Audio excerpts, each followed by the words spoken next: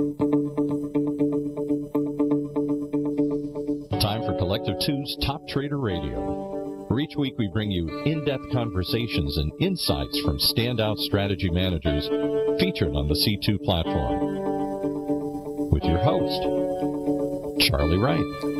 Hello and welcome to Collective Two's Top Trader Radio. I'm Charley Wright, and we'd like to welcome our guest today, Danny Merkel, portfolio manager and founder for the Momentum of Now strategy on Collective Two.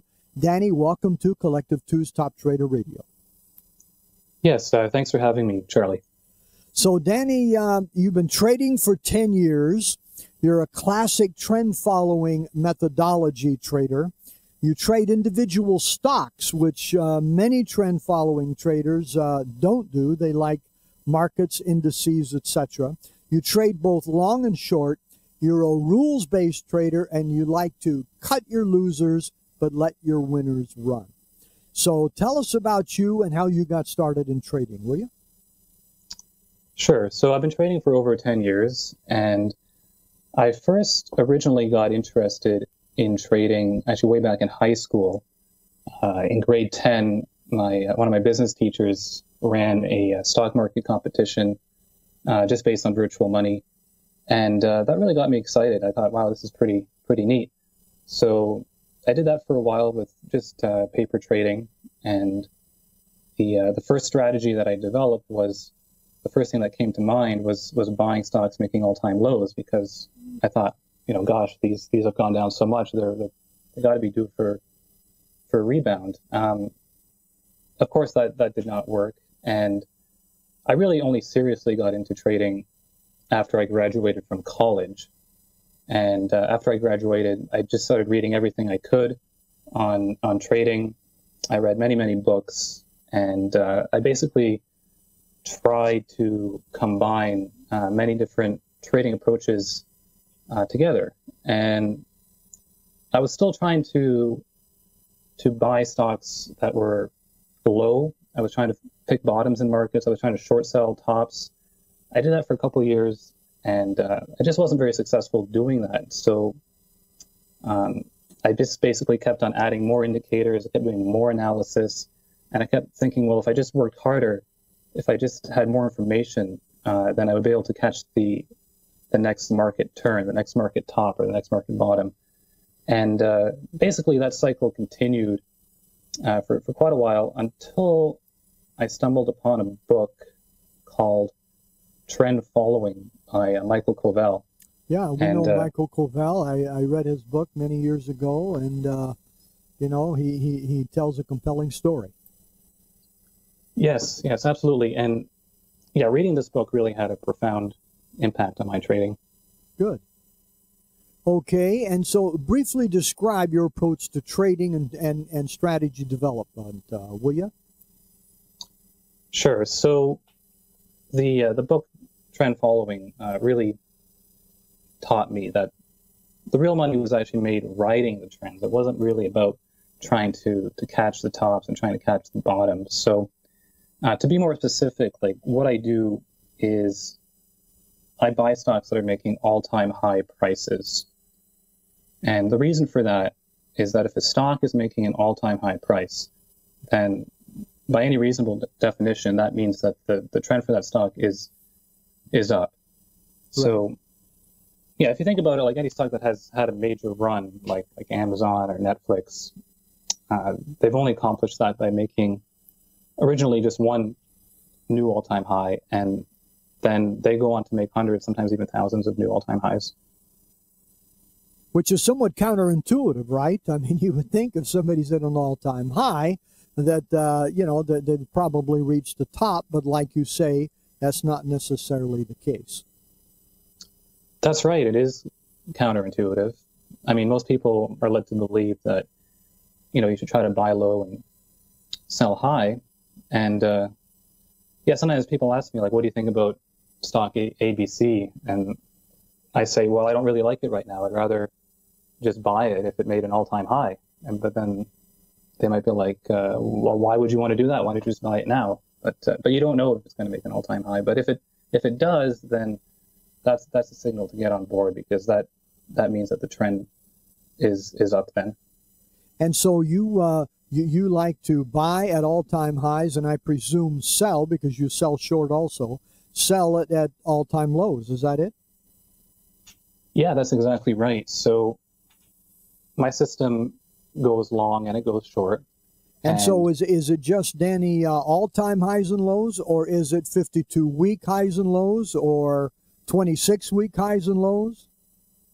With shorting, I can short 52-week lows. The reason is that, I mean, for a lot of indices, a lot of commodities, it's going to be very difficult for them to make an all-time low. I mean, the Dow Jones Industrial Average will never make an all-time low. Right. So that's not a realistic entry criteria. So 52-week highs, 52-week lows are fine. I prefer buying stocks that are making all-time highs, though. I saw by the record that that you have there on Collective 2 that you have had many more longs than shorts, and yet the market has been up a lot in the past few years, much more than it's been down. So are you prepared to do much more shorting when the market starts to falter? Yeah, that's a good point. So, yeah, we've been in a bull market in general for the last couple of years. So the systems that I have been predominantly long. It's very challenging to short stocks in a bull market. I have been short here and there. I mean, there's been pockets of weakness, for example. I mean, there's been cases where commodity stocks have really fallen apart, and there were shorting opportunities there. But largely, it's been mostly long. If the market, turns around, if we enter into a bear market, then I anticipate that there will be many more shorting opportunities. I know that you like to cut your losers but let your winners run. Tell us how you came about to adopt and engage with that kind of strategy. Yeah, it is counterintuitive. I mean, that's one of the misconceptions about the market. There's a lot of emphasis achieving a high win rate. So yeah, we're all brought up in school to believe that the path to success is to get good grades, but with trading, the only thing that really matters is how much do you make when you win and how much do you lose when you lose. For me, I mean, I'm okay with losing money on a trade because that just brings me closer to the next winner. And I guess when they rise, they can definitely keep going, and you can stay in a winning trade for, I presume, months at a time, correct? That's right. So I don't have any profit targets. As long as the stock keeps rising, then I'll stay on board that trend. And doesn't matter how ridiculously overbought or overvalued a stock becomes, I'll just hang on. And eventually, I mean, nothing rises forever, and eventually it turns around, and I never get out at the top. I wait for the momentum to turn, but yeah, some big trends, they can last 5, 6, 7 months, and I only sell them once after they've topped out. So Danny, let me change the subject a little bit. What would you say is the best advice that you ever received or read or heard about trading? Yeah, one piece of advice that I heard a few years back was to learn to think in terms of the next 1,000 trades. So when I take a trade, like, the most I'm willing to lose is 1% of my account capital. So what that means is that, for example, if you start off with $100,000, you want to make sure that when you exit the trade, you have at least $99,000 of your account remaining. So every time you're only losing 1% of your account capital. It doesn't mean that you're investing 1% of your account capital, but once you're done with the trade, you have 99% of your account left over. And for actually most of my trades, I only lose about 0.5% of my account capital if I'm stopped out. So what that means is that, like, in the greater scheme of things, the outcome of one trade does not really matter all that much. So if I lose money on a trade, it's a small amount of my account capital, and I just move on to the next trade. So I figure that my trading career might compose 10,000 trades. And the next trade that I put on tomorrow is just going to be one of those 10,000 trades. And it's not really that significant. So don't put too much, psychological input into that. It's just one data point. So it sounds like your position sizing is very important for you. Yes, position sizing is very, very important. I position size in a way that's 100% systematic. And my position sizing uses the volatility of the stock. I basically use like a formula, a spreadsheet that sort of homogenizes every trade. So it doesn't really matter if I'm trading IBM. It doesn't matter if I'm trading a pharmaceutical stock. It doesn't matter if I'm trading gold or Bitcoin. Every trade is a single unit of risk and is based on the volatility and is based on what percentage of my account am I willing to lose. You know, Danny, we need to take a short break here. When we come back, let's talk about two things. One is why you think you've been able to outperform the market in certain years here. And number two, to get your input on the speculation mania of the moment here, which is Bitcoin. So be thinking about that. And again, we're talking with Danny Merkel, and the portfolio manager for Momentum of Now strategy on Collective 2. You're listening to Collective 2's Top Trader Radio, and we'll be right back. And we just want to remind you that Top Trader Radio is brought to you by Collective 2, the world's largest automated trade-sharing marketplace. Great traders like our guest today ask Collective 2 to track their brokerage results in real time. Then other investors can subscribe to these trades and automatically follow them in their own brokerage account. Pretty simple. You can register for free today, right now, at collective2.com. That's collective and the number 2.com. And you, too, can browse hundreds of trading strategies, including full track records and detailed statistics. The future is now. Experience the power of cloud-based trade syncing technology and peer-to-peer trading today at collective2.com. That's collective2.com. All right, back to the momentum of now with Charley. Thank you, Paul. Appreciate it. Again, we're talking with Danny Merkel, portfolio manager for the Momentum of Now strategy on Collective 2. So, Danny, your confirmed track record on Collective 2 platform shows that your strategy has performed quite well. Why do you think you've been able to outperform the markets during this time? Yeah, that's a good question. So I would say that my system trades an extremely large universe of stocks and ETFs. So there are about 10,000 or so liquid stocks and ETFs that I can build a portfolio with. And so there's many, many combinations of sectors, ETFs, that I can go long or short on.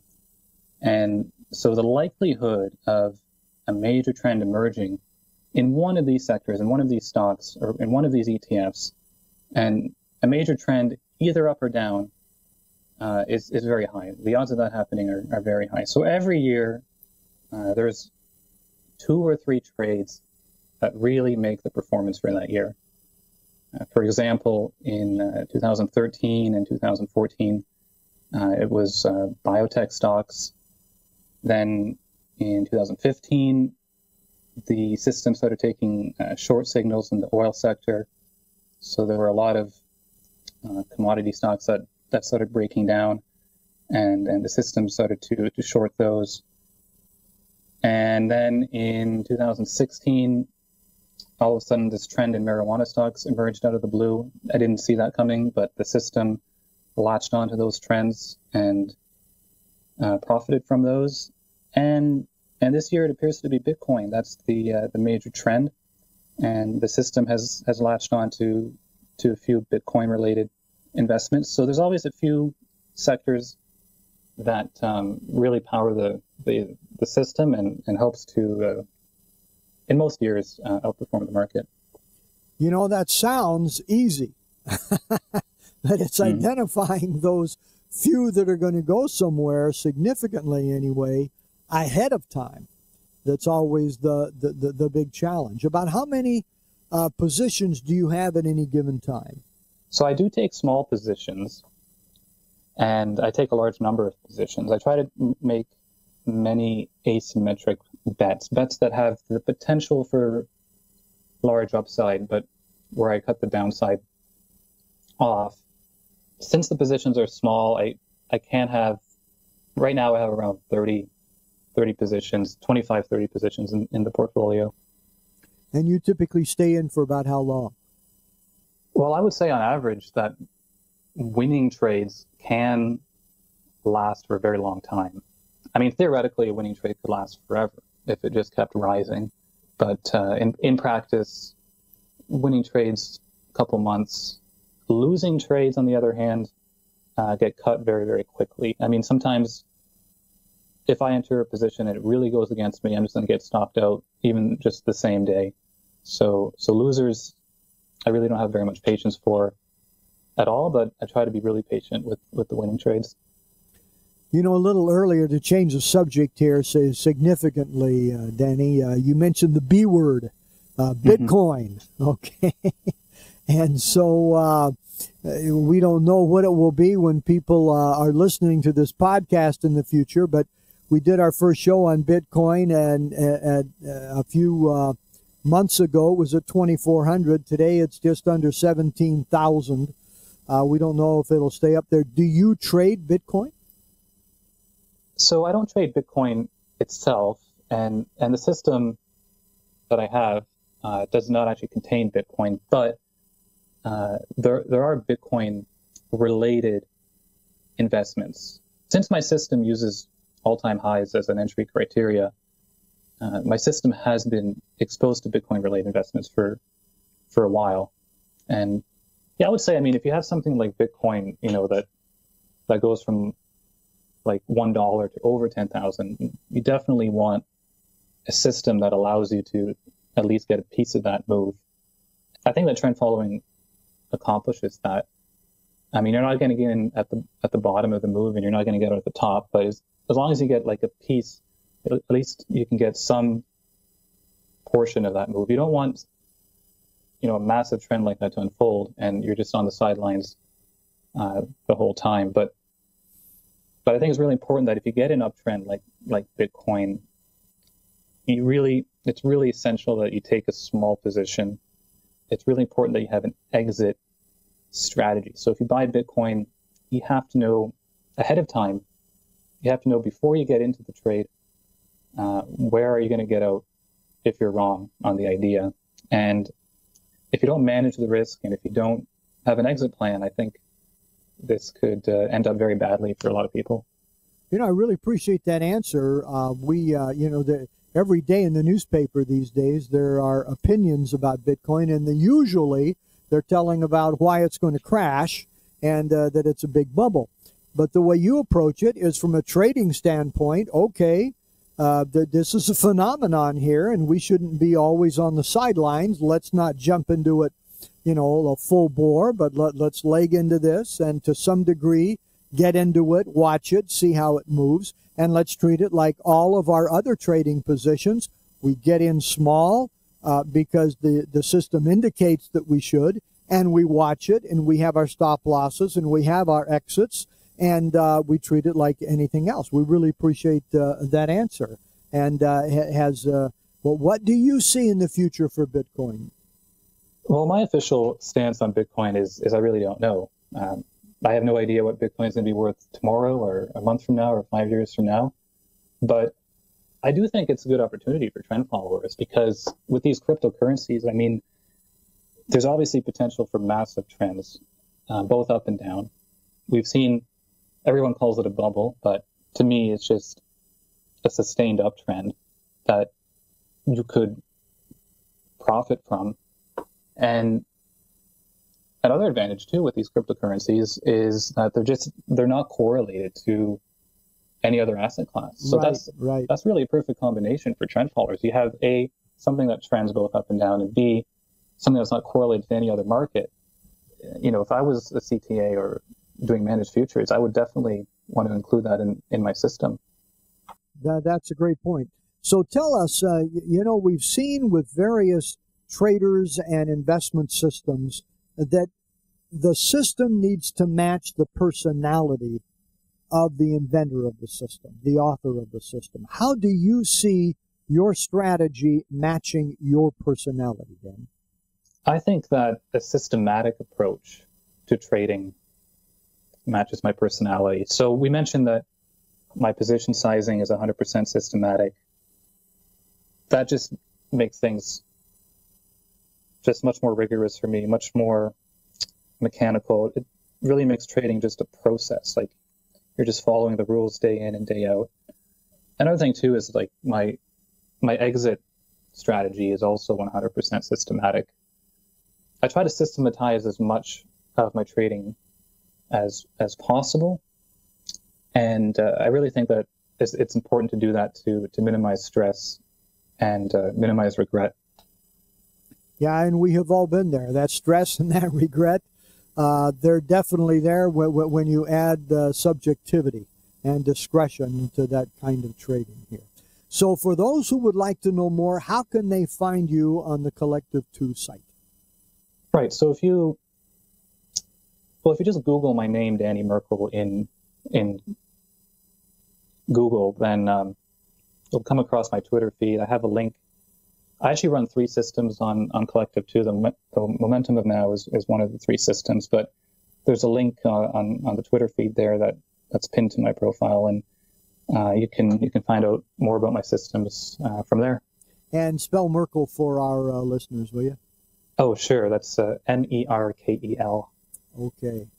So, Danny, final words for our listeners here. Yeah, I think trading is filled with a lot of misconceptions. Yeah, I think, for one of them, as an example, is that there's too much emphasis on finding good entries.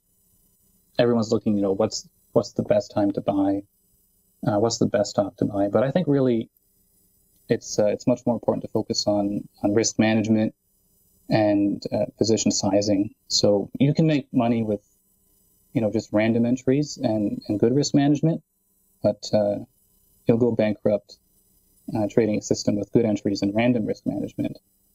Another thing too is I wanted to mention that I think a lot of system developers and a lot of traders are looking to achieve a high win rate. So that's another thing too. I mean, my system only has about a 35% win rate.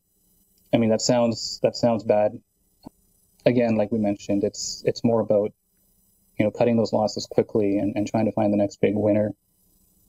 Yeah, another thing too that really helped my trading is just using less information. So a common misconception I think is success is achieved with like more information or more indicators. But like for me, I'm basically like just a one reason trader. So if the price is going up, then that's all I need to be long, and if the price is going down, then that's the only reason I need to sell. So I just try to keep things simple, trade with a strategy. And then that's another misconception too, is a lot of traders think, if you lose money on a trade, that means you've made a mistake. But I think the best advice I can give, the last thing I should mention, is the best traders think in terms of a process. So if they're following their rules, whether they win or lose on that trade, then that's a good bet. But if you break your rules, then it's a bad bet, regardless of whether you make money or lose money. So think of trading in terms of a process. Danny, we appreciate those words. I've got to hand it to you that, this is a very, very challenging endeavor to be a trader. And you have taken on that challenge with many contrarian approaches, and certainly not the process part, but the other parts focusing more on position management really than the quality of the entry and other things that you've said are great insights on your part. They're somewhat contrarian to what many other traders believe, but it obviously works well for you. So congratulations on having spent 10 years developing strategies. I'm sure that you continue to develop them every single day, and something that is working well for you. So we appreciate you coming on, sharing your insights, thoughts with us, and we offer our best wishes to you for continued success on Collective 2 with your trading strategies here. All right. Well, thanks, Charlie. Thanks again for having me on your show. And again, we've been talking with Danny Merkel, Portfolio Manager for the Momentum of Now strategy on Collective 2. You've been listening to Collective 2's Top Trader Radio. This is Charlie Wright, reminding you to trade like you mean it, and we'd like to invite you to listen to Collective 2's Top Trader Radio at collective2.com/radio. Thank you very much for joining us today. Collective 2's Top Trader Radio is a production of OC Talk Radio and is provided for educational purposes only. Content of this program and the views of the guests should not be considered as recommendations by OC Talk Radio or investment advice from the host Charlie Wright or any other entity attached to this production.